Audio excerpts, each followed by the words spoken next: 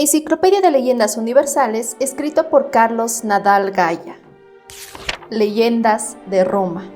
La Eneida. No todos los troyanos fueron muertos o quedaron en cautividad de los griegos. Uno de los más nobles, Eneas, pudo huir llevando consigo los penates de la ciudad. Salió de ella mientras el enemigo consumaba el incendio y feroz saqueo, con su padre Anquises a hombros y cogiendo de la mano a su pequeño hijo, Ascanio. A él se unieron varios grupos de troyanos que también pudieron escapar. Todos juntos aunaron su esfuerzo para construir unas naves y se hicieron a la mar.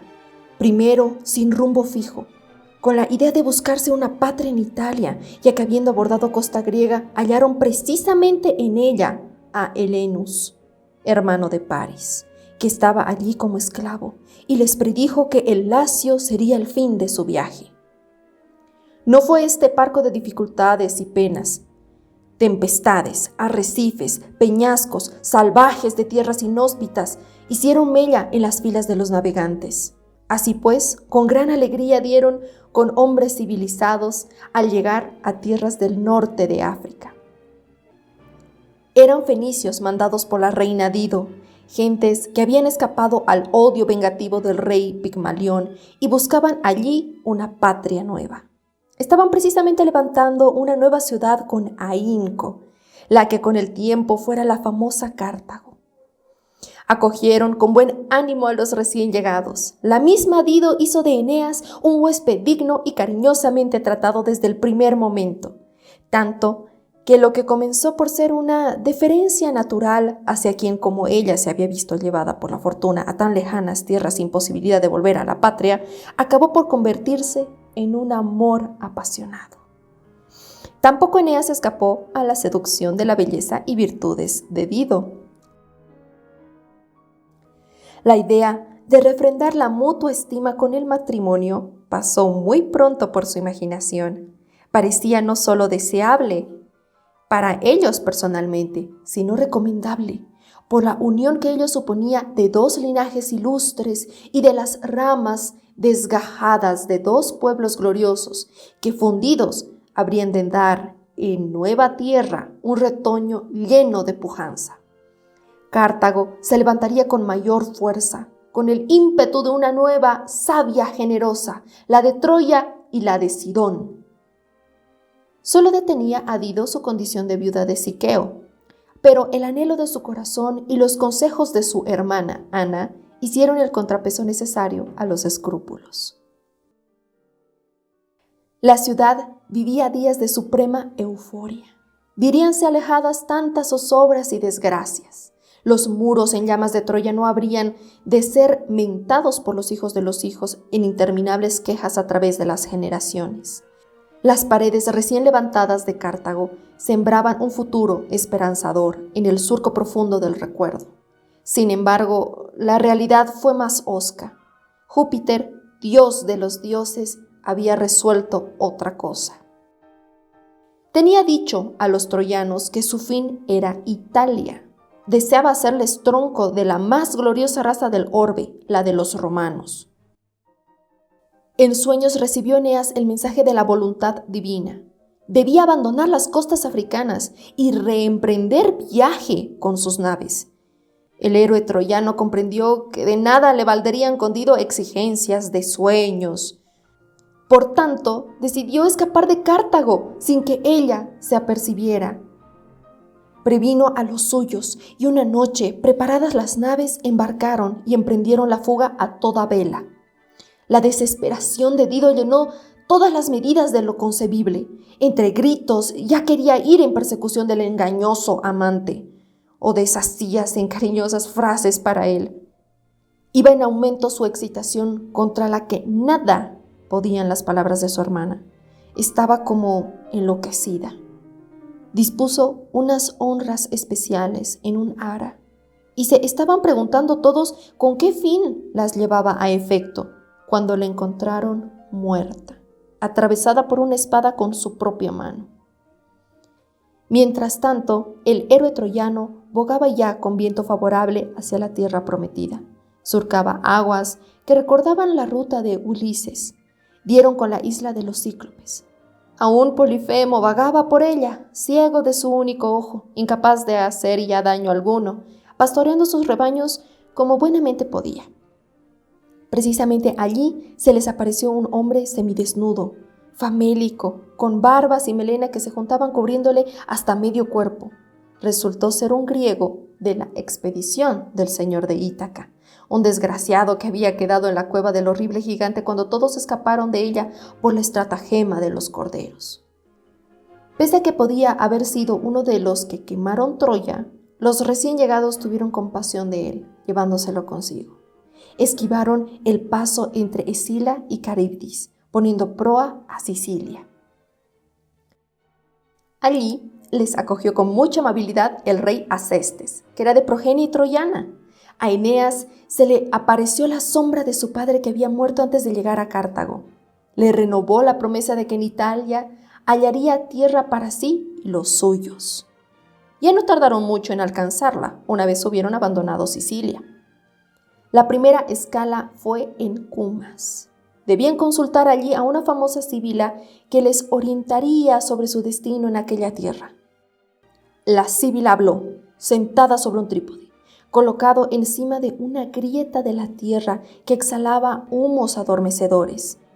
Invitó a Eneas al más extraordinario viaje que un mortal haya podido realizar en este mundo, a que descendiera con ella a los infiernos donde debía visitar la sombra de su padre Anquises.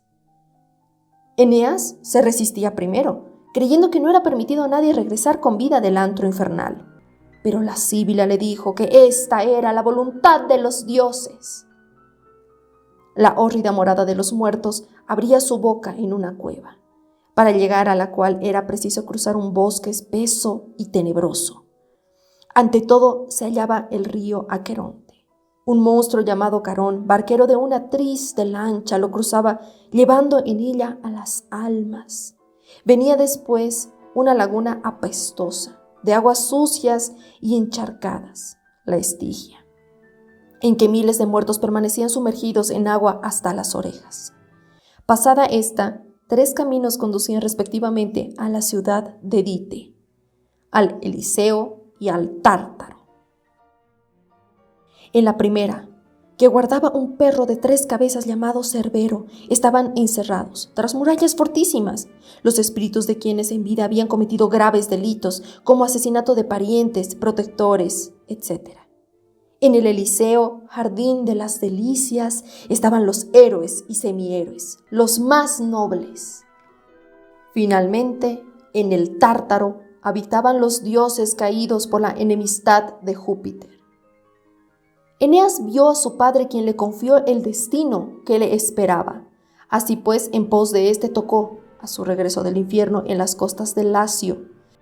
Había allí tierras incultas en gran extensión. Bien podían personas nuevas instalarse en ellas, pese a que algunos pueblos como los latinos y los volscos las habitaban desde hacía ya tiempo.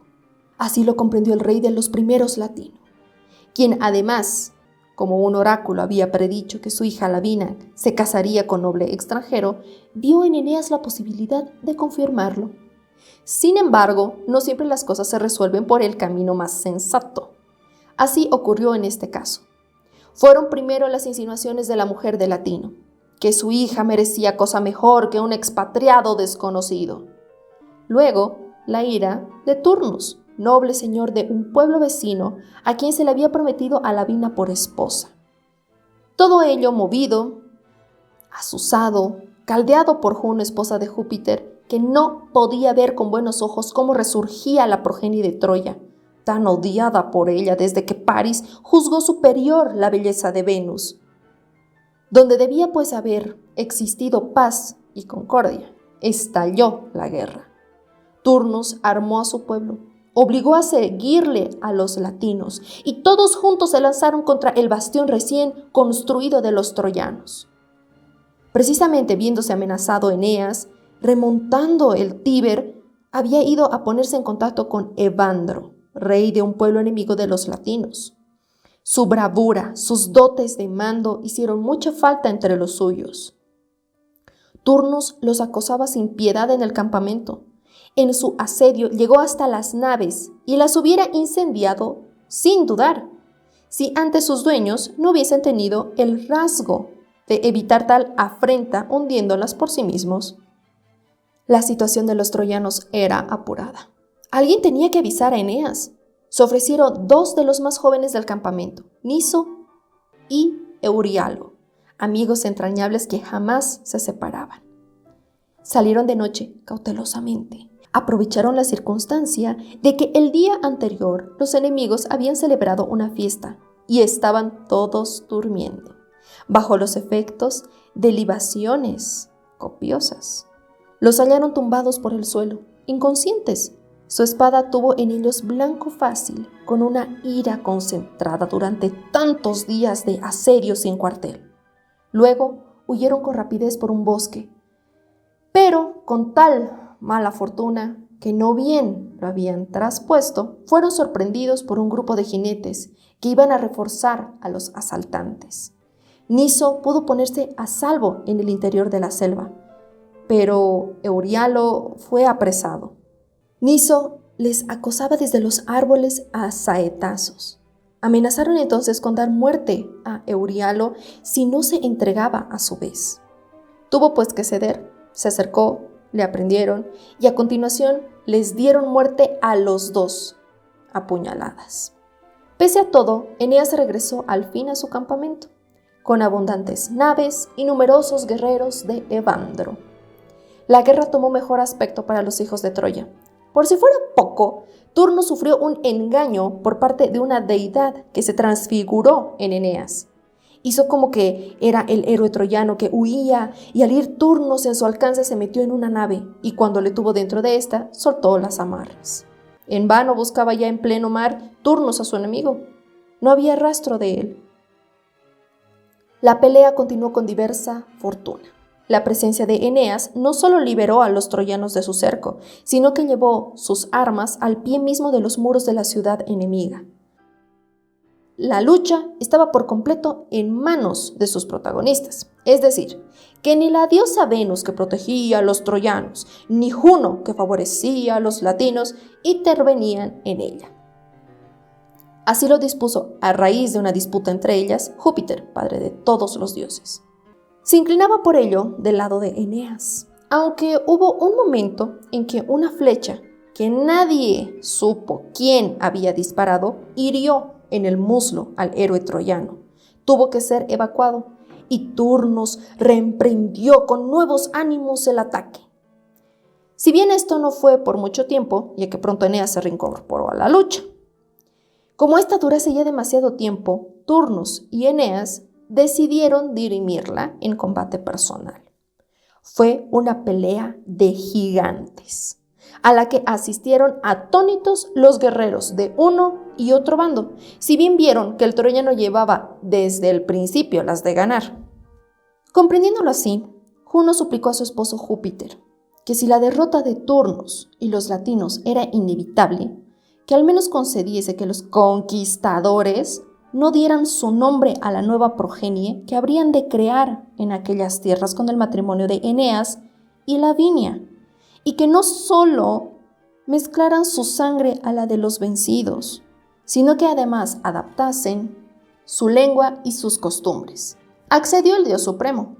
A partir de entonces, la raza que había de enseñorear al mundo desde Roma, troyana en gran parte por la sangre, sería conocida por Latina, en nombre y lengua.